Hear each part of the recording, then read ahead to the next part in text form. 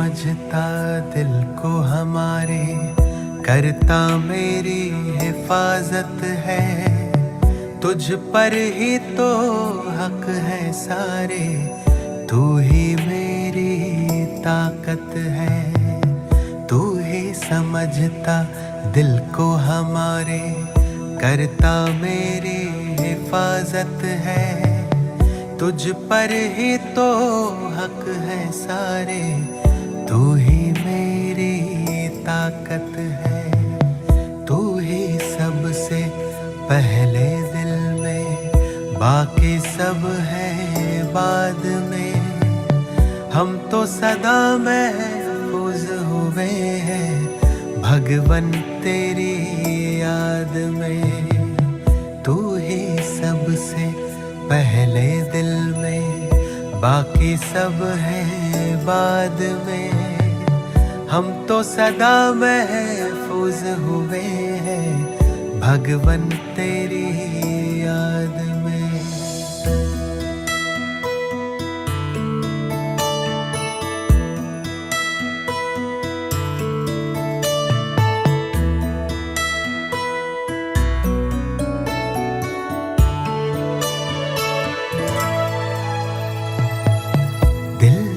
गाता तू वो गजल है, तू ही भरता मुझ में बल है। तुझसे मुकम्मल मेरी सांसें, तू ही जीवन सबका तराशे। दिल जो गाता तू वो गजल है, तू ही भरता मुझ में बल है। तुझसे मुकम्मल मेरी सांसें, तू ही जीवन सबका तराशे। तुमने दी है हर एक खूबी मुझको आशीर्वाद में। हम तो सदा महफूज हुए हैं साहिब तेरी याद में। तुमने दी है हर एक खूबी मुझको आशीर्वाद में। हम तो सदा महफूज हुए हैं साहिब तेरी याद में।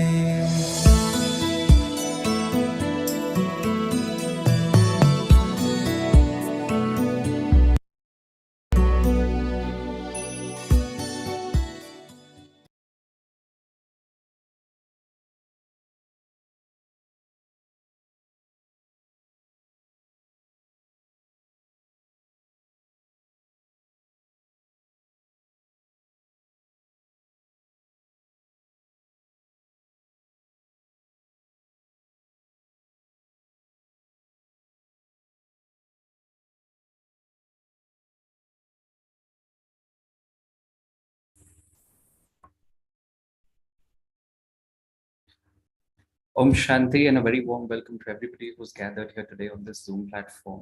We are very lucky to have with us a very senior Raj Yoga practitioner all the way from Australia.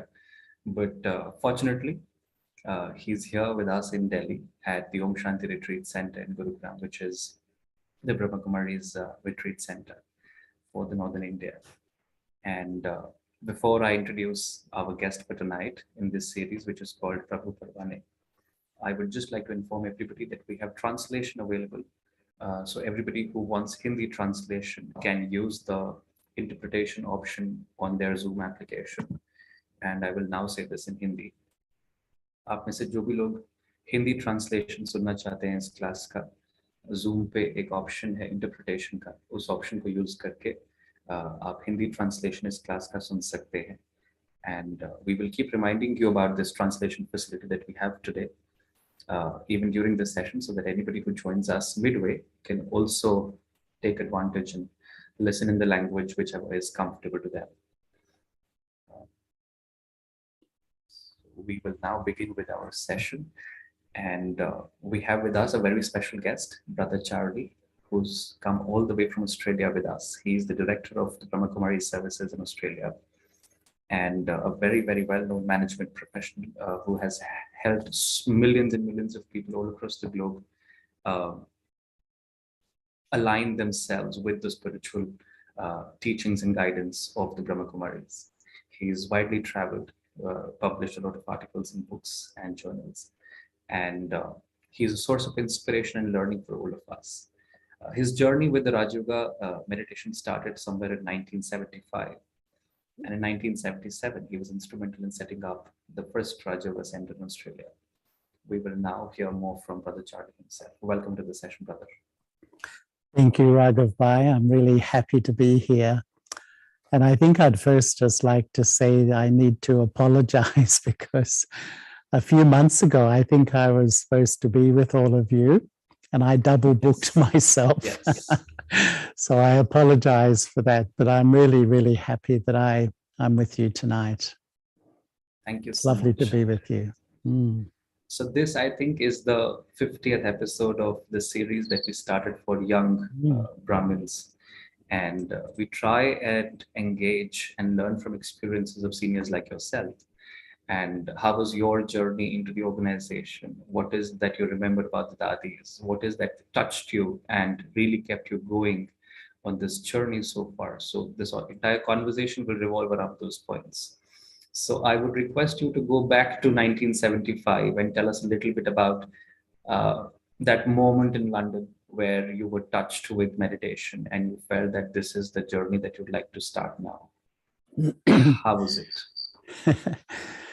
You know, Raghav Bhai, maybe I need to give a little bit of context because I grew up in Melbourne and I think from a young age, like all of us, I was a bit of a searcher. I was looking for something. And I actually went to Melbourne University and I was studying architecture, but this was so strong inside of me and it was a different time, the 1970s. So I said to my parents that I feel I need time out, and I literally traveled the world.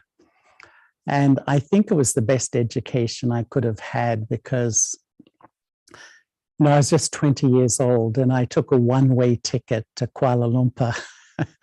Fairly courageous thing to do when I think back on it. And I went right through Southeast Asia, India, the Middle East, Africa, and Europe. But without really making a decision, a conscious decision, I found that wherever I went, I started to live in religious communities. I lived with Sikhs, I lived with Muslims during Ramadan. I lived in a Buddhist temple for months, actually, and went begging with the monks as they do. I put my toes in the Ganges, but that was about as far as I got. I went to where the Dalai Lama was living in Dharamsala. I went on some pilgrimages to some of the Muslim shrines in the Middle East, and I lived in a Christian monastery in Belgium. And this search was really strong within me. And I loved really what I was seeing and hearing wherever I went. When I got to London, it was really strong. And I often think of London as like a spiritual supermarket. Everything was available. And I was going to all these different things. But my real question was, okay, everyone says nice things, but how do you experience? How do you ideas? How do you feel it? How do you really taste it inside? And I went to the Spiritualist Association of Great Britain, which is in Hyde Park Corner.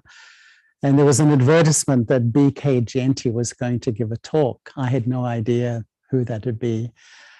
And I went along and Daddy Janki and Genty Ben were there. And as soon as I saw them, I could tell from their face that they had an experience. And I think it's amazing, isn't it, that as soon as we meet people, we get a feeling from them. And quite a lot of it was familiar. The white was familiar. The white saris were familiar. Even the image of Shiv Baba was quite familiar. And I listened to the talk, and at the end of the talk, they invited me to the center. And the world headquarters of the Brahma Kumaris in those days was this tiny little house in the back blocks of London. I mean, it was so tiny. You'd blink and you'd miss it, really. But I went along and I did the course with Sudeshtiti, actually. I was her first course in English. I was the guinea pig. But Daddy Janki would come and give drishti, at the end of the course, because she had just moved to London about 8 months before. And there weren't many, I suppose, foreigners coming along. And so she was really enthusiastic. And quite frankly, it made so much sense to me. The knowledge just fitted in so comfortably. And then one day I was walking along the street, and I should say that, when I was like a teenager, I was confirmed in the church. That's what the tradition is in Christian countries, even though my parents weren't that religious. And they taught you all about Christianity. And my parents asked me, well, what do you think about it? And I said, I think I'm an atheist. I found it hard to relate to the Christian view that God is a very punishing, authoritarian sort of personality. And so as I was traveling, I became an agnostic. I became open to, God, but I just had no idea who God was. But when I did the course, and I loved intellectually, I could relate. I'm a soul, God is a soul. That made a lot of sense. But one day, just after a few weeks, I was leaving the center, and I was walking down the road, and I was thinking so deeply, who is this Shiv Baba the sisters keep talking about? And it was almost like time stopped, and I had this amazing experience of just being totally in union and totally loved by Baba. It was like I just felt love to the core of my being. And I can honestly say I felt I've come home. This is where I belong. And I think till this day, I've never doubted that. And that's about nearly 47 years ago. I just felt so like, this is where I belong. This is my home. This is my truth.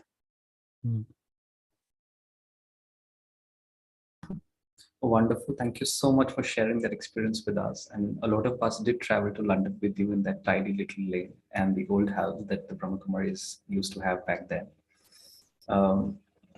So, Brother Charlie, what really inspired you to continue after you went back from London? You went back to other countries, and probably you traveled back home. What really inspired you to be on this journey for a little longer? And how was the initiation of services in Australia? What was it that inspired you to do something like that with your life? I was in London for about 15 months, actually.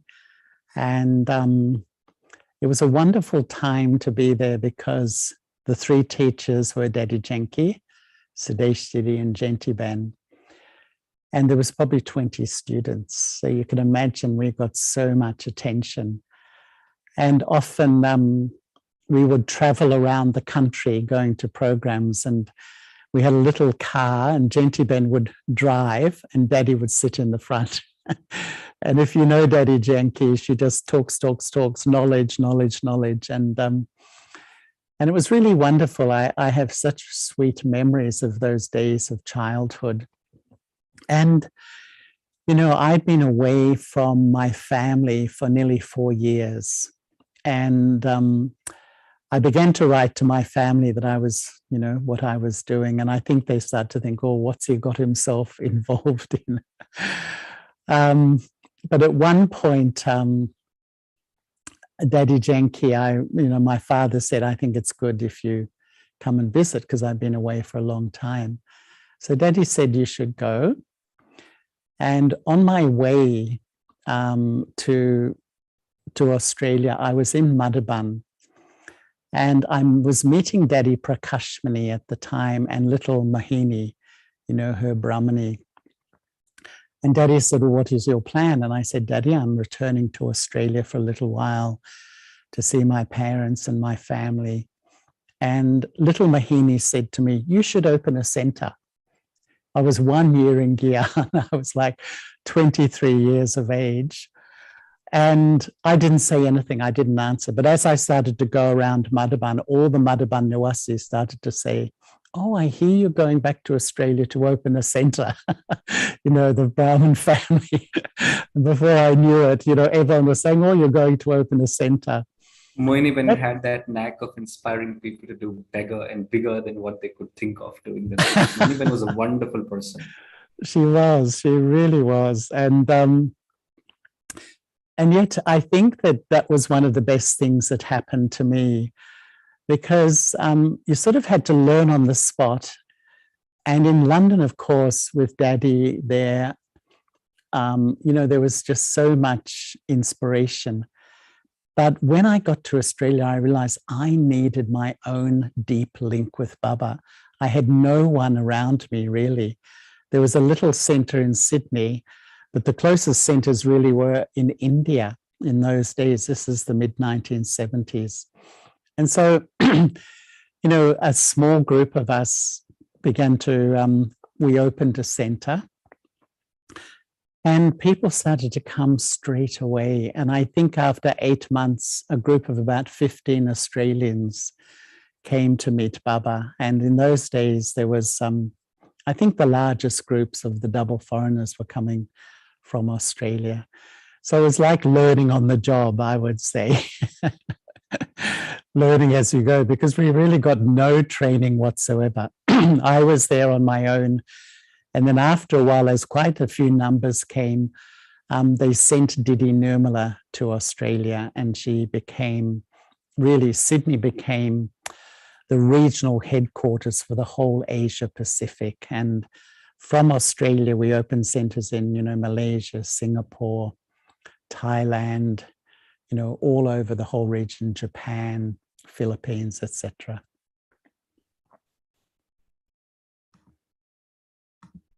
So, Charlie Bhai, who was your point of contact during those days when you were a little group of people with no training, as you mentioned, and you started service in Australia? People would have questions, and they would have questions that probably you did not have answers to at the time. Who would you reach out to, and how did you manage all of those situations? Because when newcomers come into knowledge, they have a lot of different curiosities to be answered. Who was your guiding source or guiding angel?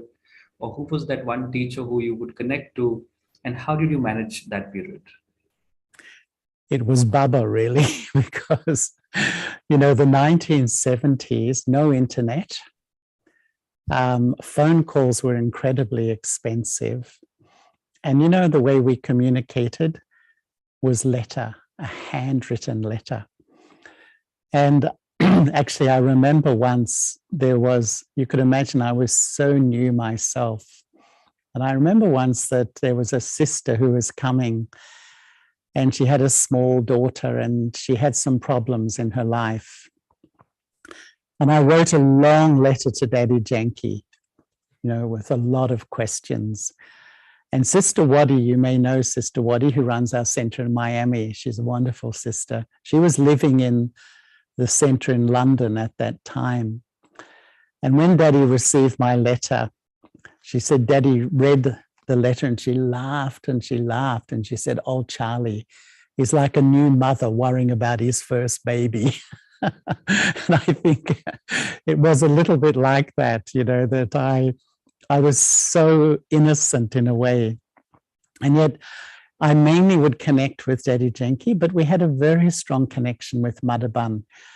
And really, I'd say right from the beginning that Daddy G, she was so supportive of service in foreign countries. And in 1977, she went on this world tour, and she went to every center outside of India, in Europe, America, Africa, Australia, Asia.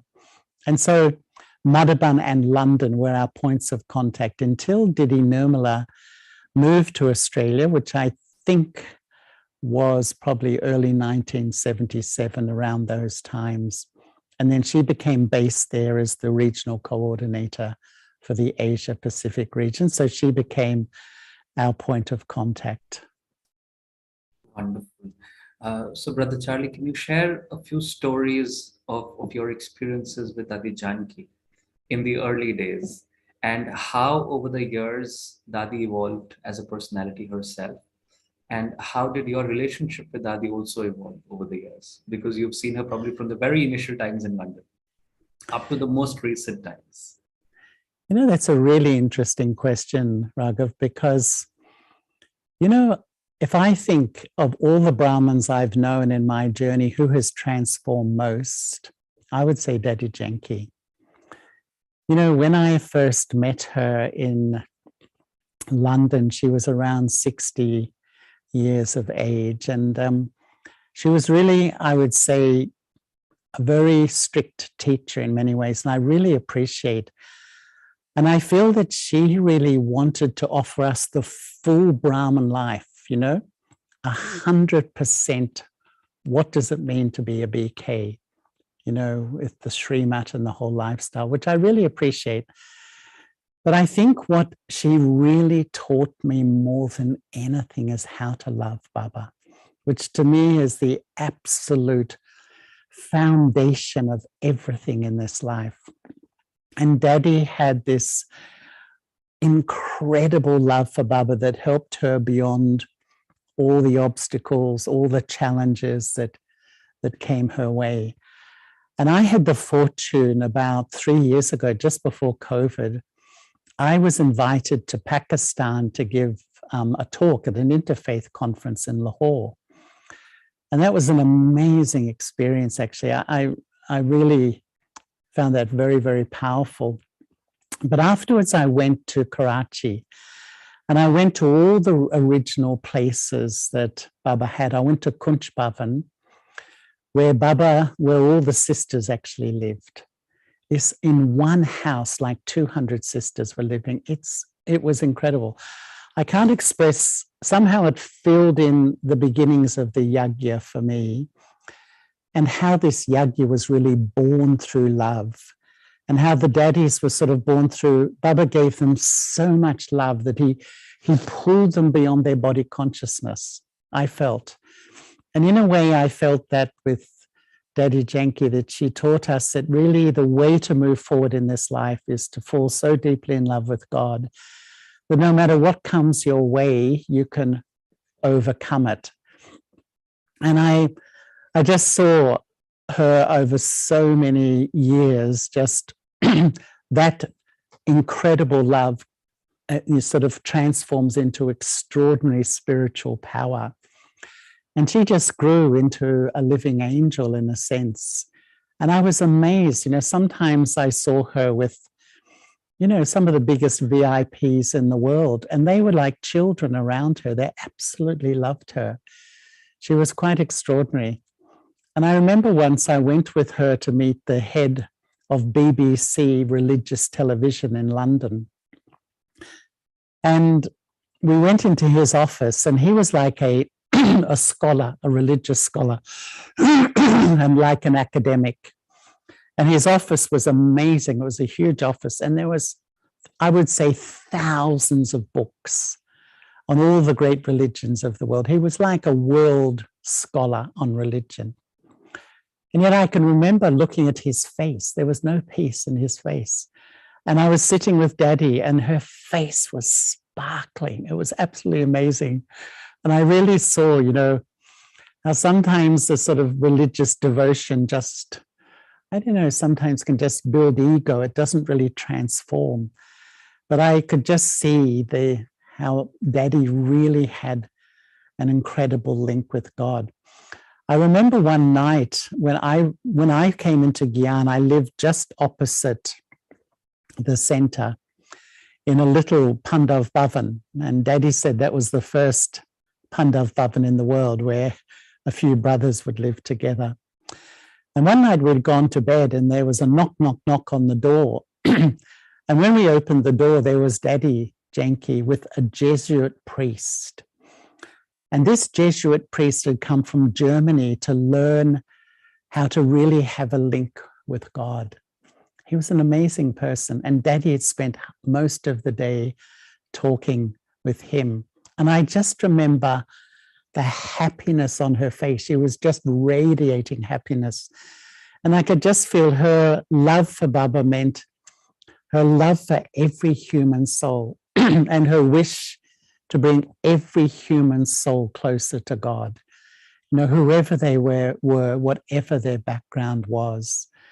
And I saw that on so many occasions, this incredible love for Baba, which manifested in that love for serving, I would say, this passion to serve.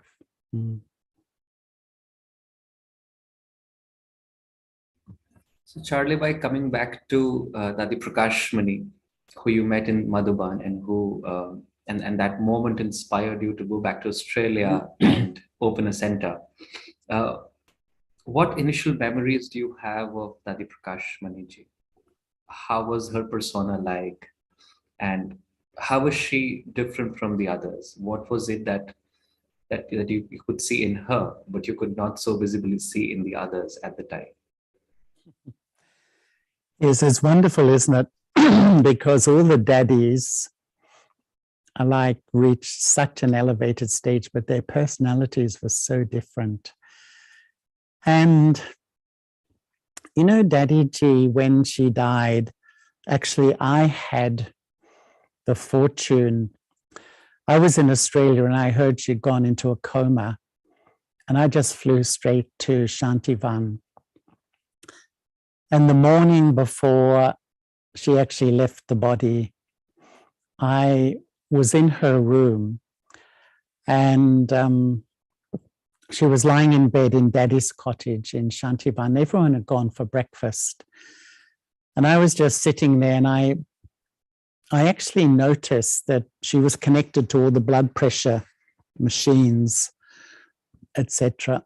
And I noticed them fluctuating enormously, you know, 210, all the things that they monitor, you know, physical functions in hospitals.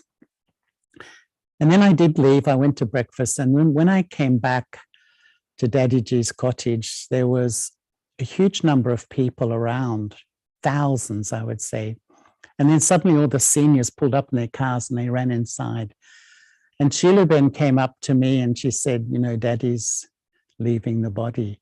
And she took me into the room. And I'll never forget that scene in my life, because Daddy Ji was lying on her bed, and on one side were all her companions of like 70 plus years. You know, there was Daddy Gulzar and Daddy Janki and Daddy Manoharendra, you know, Daddy Nirmala Shanta, all of them are there. On the other side were all the senior brothers, Nivir Bhai, Brij Mohan Bhai, Ramesh Bhai. There was probably 40 people in the room.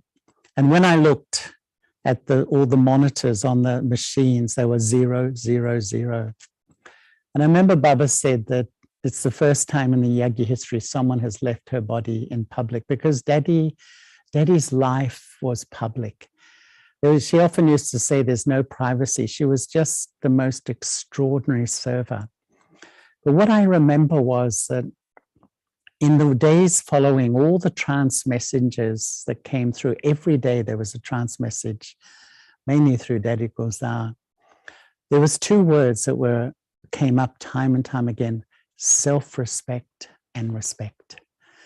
And I remember thinking that Brahma Baba's formula for perfection was the famous 3 words: incorporeal, egoless, and viceless. But it's like Daddy Ji's method in her life that took her to that stage was self-respect and respect. And, you know, the way I would say what I learned from Daddy Ji was how to deal with people. Because in a sense, what is life? Life is about connecting and interacting with people. And when you talk to most human beings today, they take so much pain and sorrow from relationships.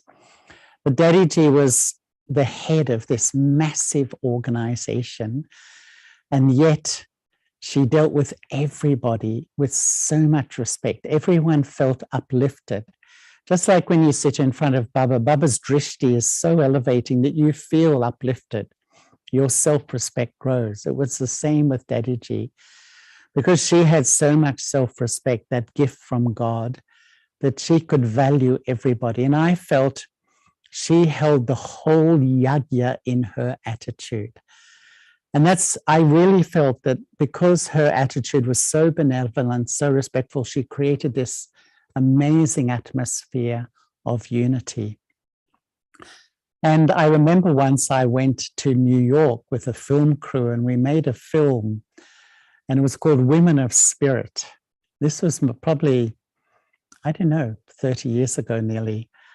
And we interviewed a lot of sort of VIPs around the world about both daddies. But I remember I met a man called Dr. James Jonah, who at that time was the Undersecretary General of the United Nations for Political Affairs.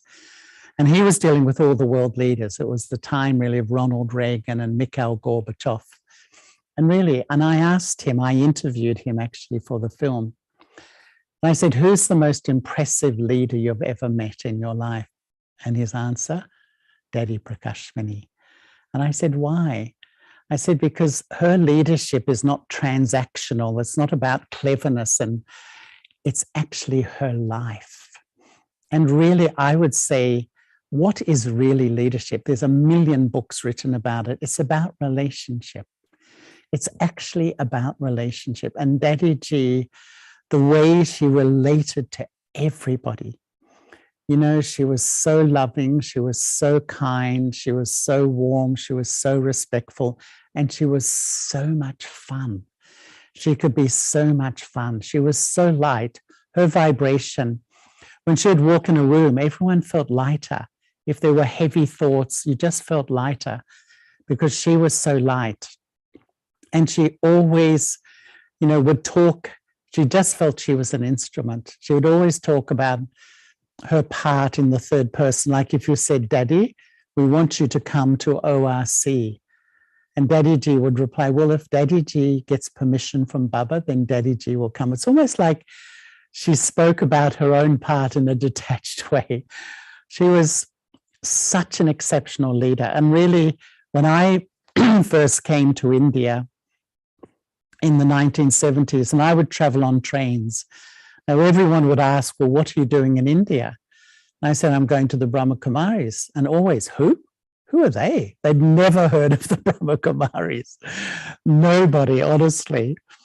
And there was only Pandav Bhavan, excuse me, and there was probably about 30 Madhavan Niwasis at that time.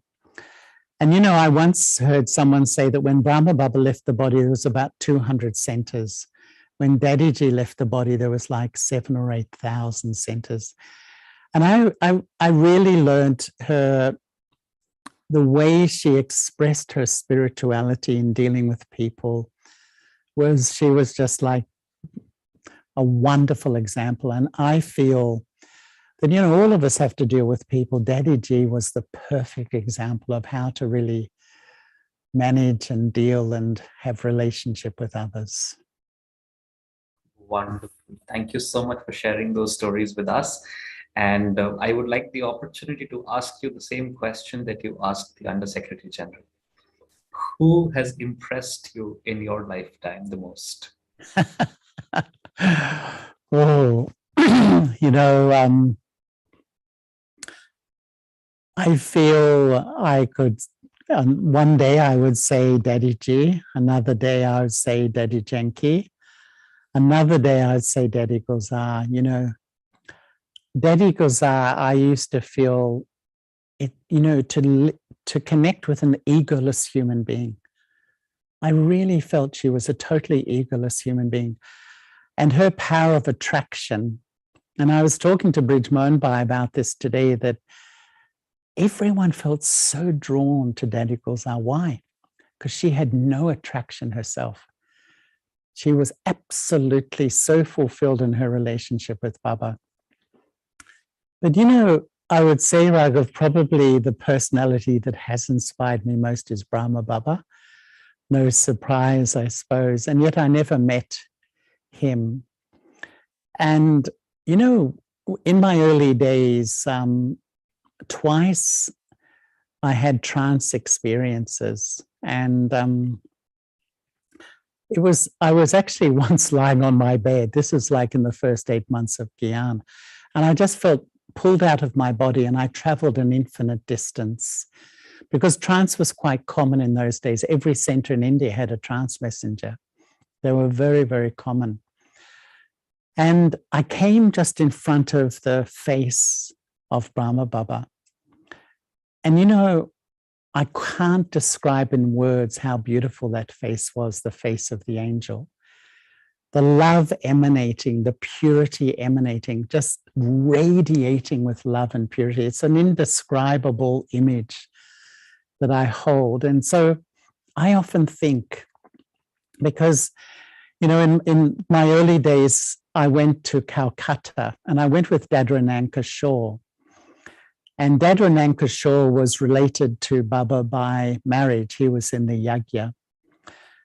And I went to Baba's shop in Calcutta where Baba had his jewelry business.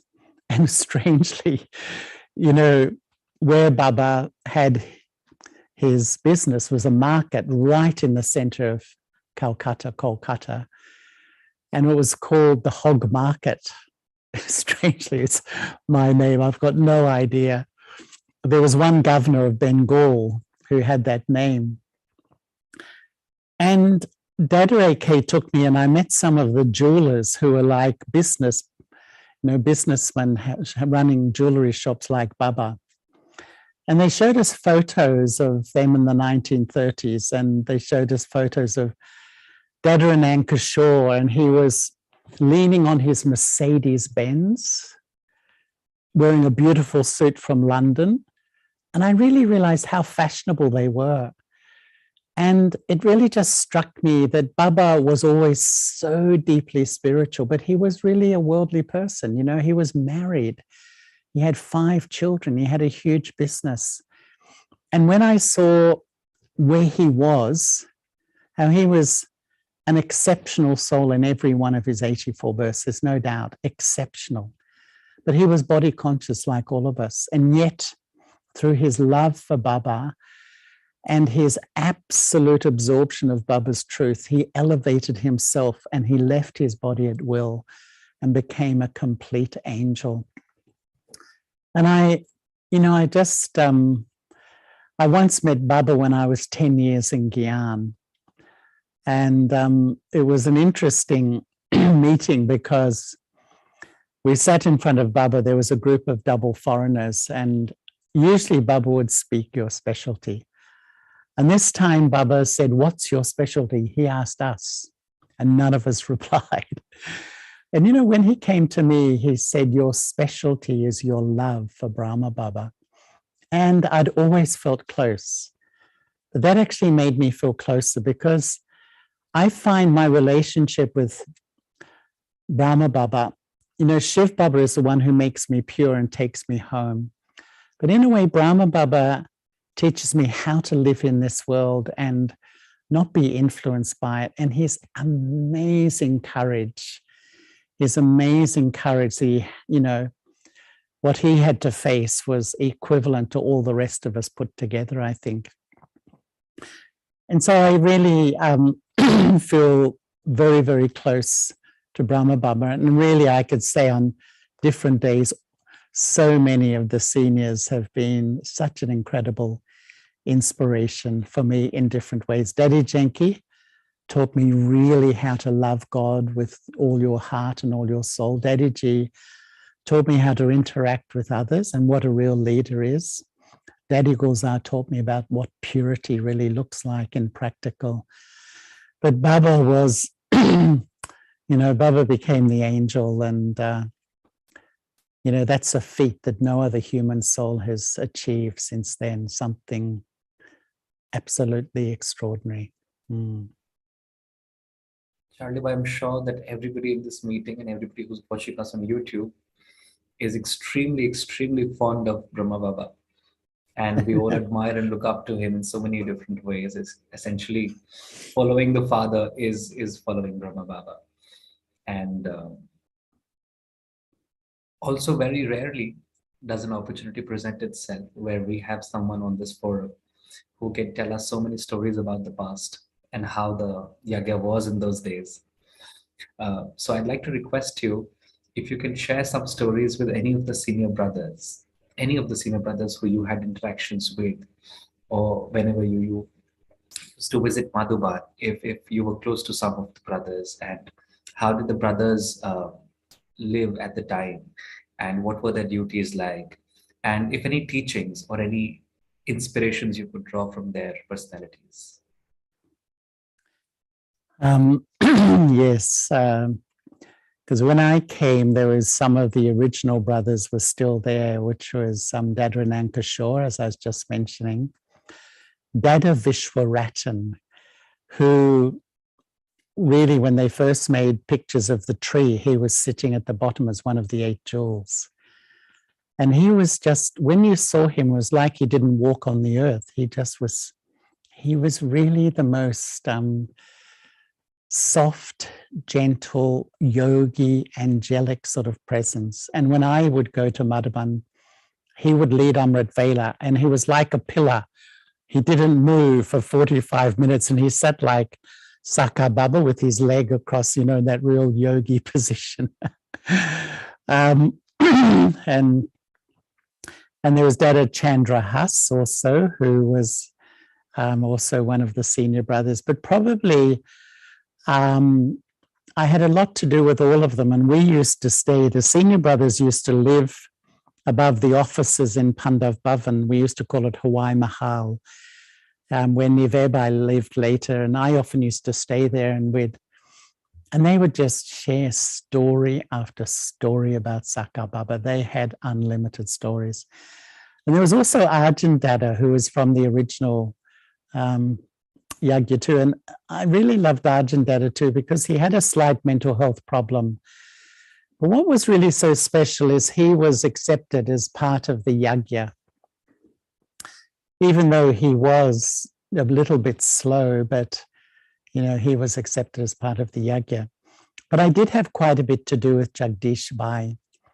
And he was absolutely an extraordinary intellect, I would say. And yet he had 2 sides to his personality. He had this incredibly intellectual side. He studied a lot of science, and as you know, I think he wrote 100 books in his life. And yet Jagdish Bhai could become like a child. And I always used to love when he'd give a class and he would crack a joke, he would laugh so much. And I would often laugh watching him laugh at his jokes, because he loved his own jokes so much. But he had a very profound side and a very light, joyful side.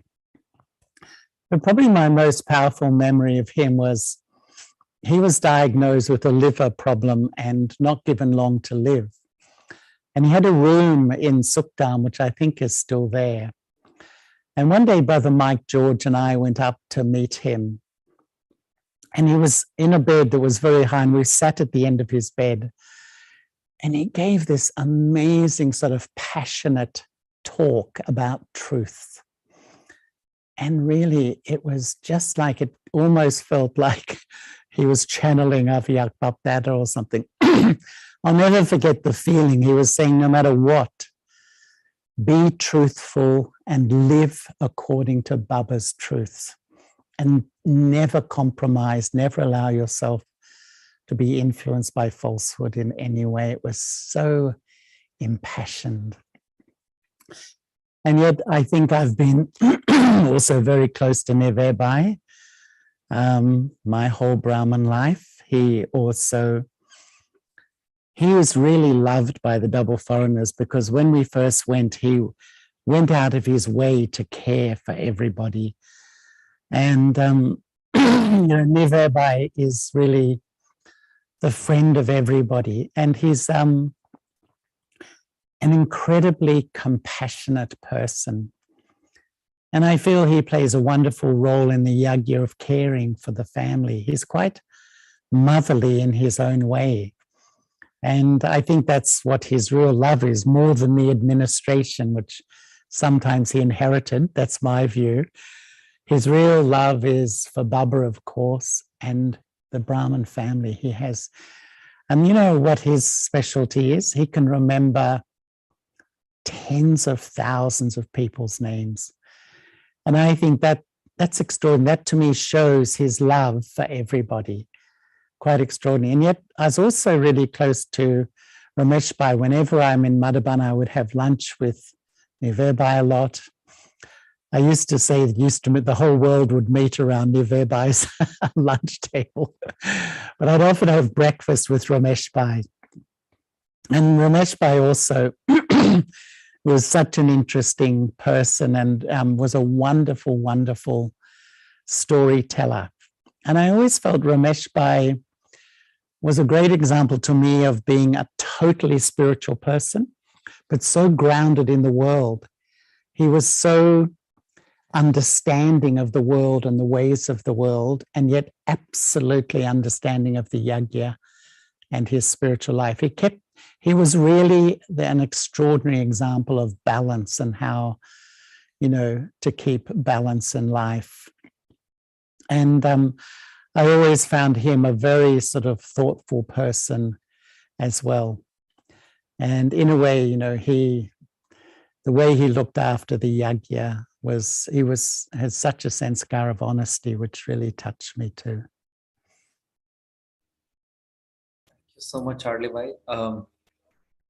You're probably the first person on this series that we've had so far who's shared so much about the brothers, because none of the young BKs today have seen so many of the brothers. Many have definitely seen and met Dadi Chanki and Dadi Gulzar, but not the other Dadis and definitely not the other brothers.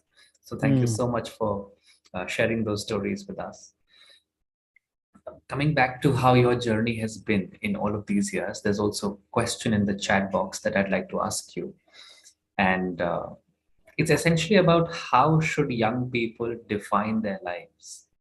Because we're all in the age group of early and late 20s.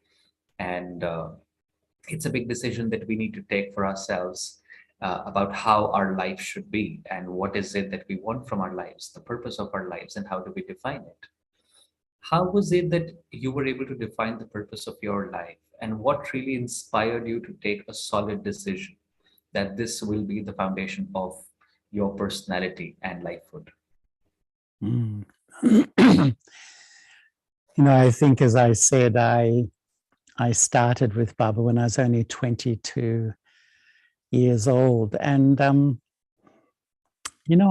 I really had been searching quite strongly. And I had started architecture, but quite frankly, I just couldn't see myself spending my life in offices designing buildings, as much as I really loved the creativity associated with architecture. And, as I was traveling, and it was an incredible experience really to wander around the world at that age. And I really had no fixed agenda, just each day I'd go to different places. And I visited 40, 50 countries at that time, I think. And at one point I decided to return to Australia and get involved in social work and maybe join a United Nations agency, because when I traveled, I began to see just how much suffering there was in the world.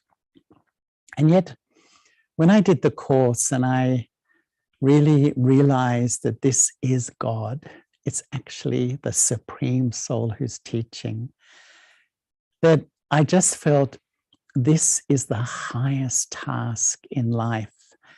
And it just felt a natural flow on. Even though when I went back to Australia, I worked for 11 years full-time and also ran the center.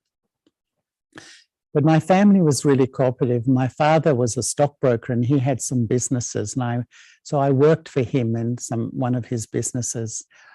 So, that was fine. But actually, right from the beginning, I felt this is the task of creating what everyone wants: a better world, a new world, a pure world. And I found that just so motivating. I don't think I've ever, had any other thoughts that really, I think one thing, I was just sharing a little bit just before coming here. What fortune is it to be a BK? And how many people in the world have the fortune to absolutely know God accurately? our eternal fortune, that is so great. But even a greater fortune is to really use my thoughts, my words, my actions, my time, my money, my energy for God. Now, what I've learned also is we each have a unique part, and a part of self-respect is to learn how I'm going to live my Brahman life. I've actually dedicated my life, in a sense, to living in the centers. But not many do. Many have work or family, and I think Baba needs everyone. Wherever we are, to have the self-respect that this is my part and feel comfortable with who I am. To me, I'd say an enlightened soul is a soul that really accepts my part in drama and feels really comfortable with my part. And I need a lot of self-respect, because sometimes you see this soul over here and you think, oh, I should be like them, or this soul, maybe I should be like them. No, I've got to really sit with Baba and sometimes consult one of the seniors who I really feel comfortable with, and I really feel, open. I can be really open and get their views too. But I think wherever I sit, I need to accumulate the power of pure thoughts, which is yoga, and the power of pure actions, which is really service. And that's really accumulates in my account and creates my fortune. And honestly, I would say, Raghav, of all the years I've been a BK, I've never felt it more powerfully, the fortune of it, as recently. We have a context for the madness in the world at the moment. We understand why it's just disintegrating in front of our eyes. But our poor brothers and sisters don't. And honestly, one of the most touching meetings with Baba was when Baba gave drishti, and then he stopped and he said, can you hear the cries of the devotees? Can you hear the sorrow in the devotees? And then Baba gave drishti for 5 minutes more. And you know what he said? You people are deaf. And I think we are. We get so self-absorbed in my life and how I'm feeling and what's happening. And, and actually I think the beauty of this life is to fall in love with one and serve the world. And I feel so fortunate. I think I've visited 100 countries, and I could tell you, I could go on for hours how I've been so moved and so touched by the Brahmin family in different corners of our world, in the Middle East, in Africa, in Russia and the former countries, in Asia, in Europe, everywhere, in my own country too. It's just incredible. Absolutely inspirational. And sometimes we've been talking about the daddies, but some of the most simple Brahmins are just totally inspirational. And it just touches my heart time and time again, the love they have for Baba and the sacrifice they've had in their lives because of that. Charlie, in your journey of spirituality, so to say, which is the one value that you value the most? Out of the 7 values, the virtues of the soul, which is the one value that you feel you personally value the most, and that probably guides you and keeps you strong and steadfast in your commitment?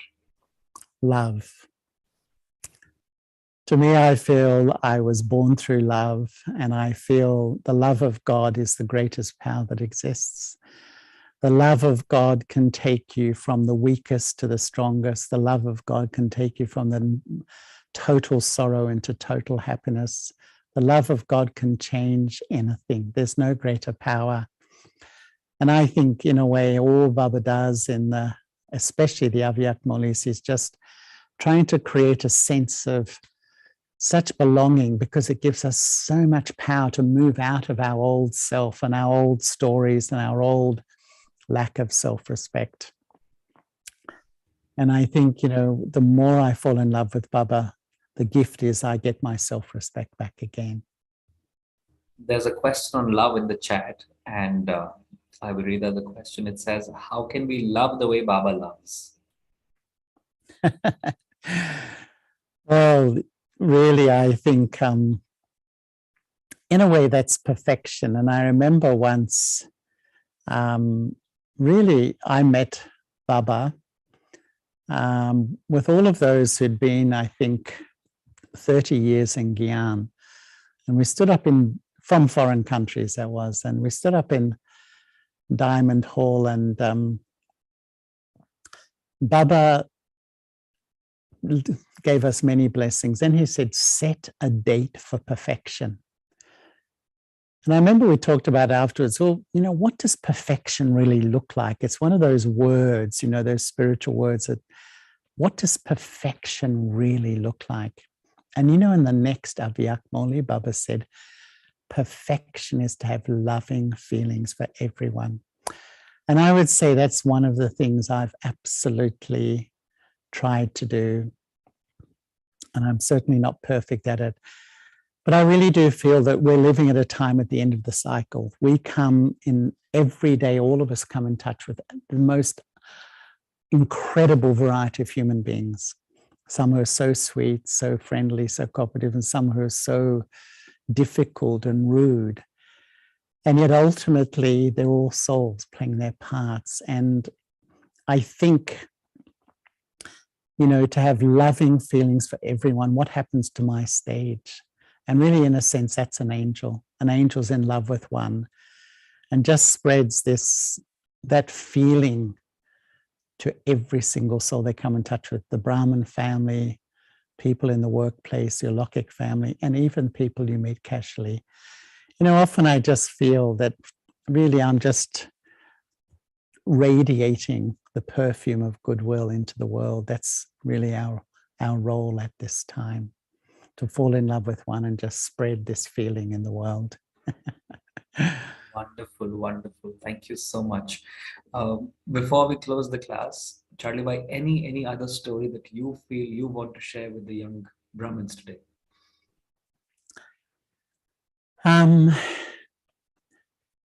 Probably, my first meeting with Baba often comes to mind. I was literally a few months in Gyan. I met Baba in the History Hall in Pandav Bhavan.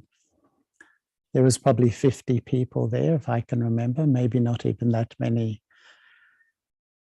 And when I sat in front of Baba, Baba gave me long drishti.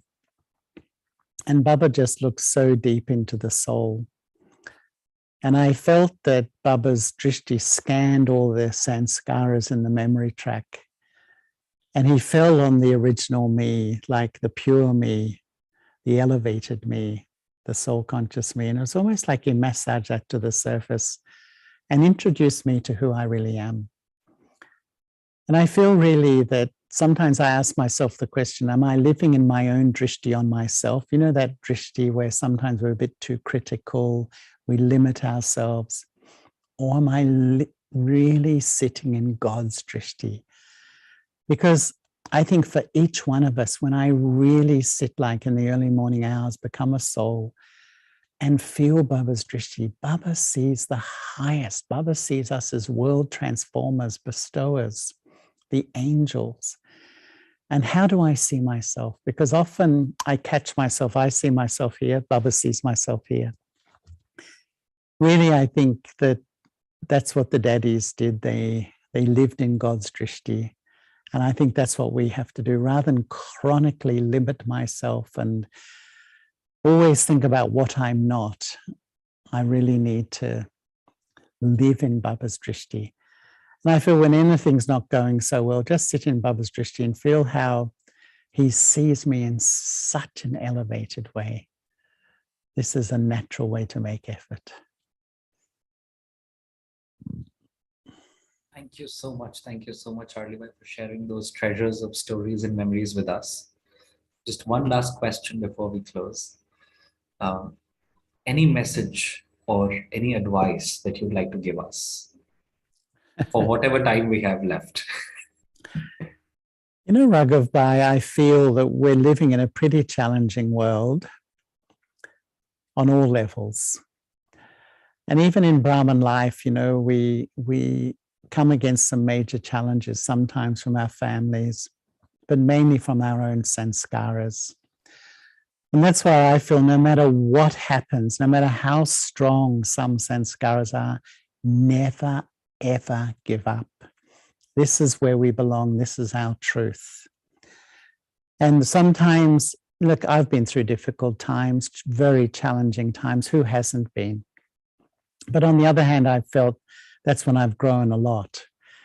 And I've just hung in there. You know, it's nearly 47 years. I can't even believe it myself now, but I'm really feeling the fruit, you know, just feel much easier about everything these days. So when sometimes the world looks a bit dark and gloomy, and even my Brahman journey, just, you know, sit in the light, never ever give up. Baba is there, and really feel that drishti of Baba. You know, this is such an extraordinary life. And sometimes I think for 63 births, I've searched for this life. Now I'm having it. Am I enjoying it? And quite frankly, I've just made a decision. I'm going to enjoy it. I'm going to have a good time. I'm not going to keep beating up on myself and always feeling heavy about small situations. No, I'm going to enjoy my Brahman life. This is the only time in eternity I can live with God. Wonderful. Thank you so much. So we will never give up, hopefully. Thank you so much for taking out the time to be a part of this series. We are much, much obliged. Extremely grateful to you. Thank you, Raghav Bhai. It's been lovely to be with you. Thoroughly enjoyed this conversation. Yep, likewise. And thank you, everybody. It's really lovely to be with you. Can we turn on cameras for a moment, and so I can see the shining faces? And I don't know whether it's possible to see the gallery view. I can see the gallery view. Oh, wonderful.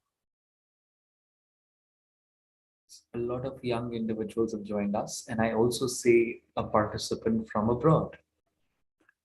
Who is that? Sister Gloria Santos. Hi, Gloria. Lovely to see you. Wonderful. Okay. Yes. Sorry, Raghav. I also see, I guess this is Sister Falak from Delhi, who's been to Australia a couple of times. Yes, Sister Falak. Yes. She lived with us for the last few years, actually. It's lovely to see Falak with us too. So once again, thank you so much for taking out the time, everybody. And thank you, Sister Monica, for the translation. I hope everybody who needed translation in Hindi was able to get it and enjoyed the class. We will now close Charlie with 1 minute of meditation. Thank you again, Raghav Bhai. It was lovely to be with you. We thoroughly enjoyed equally.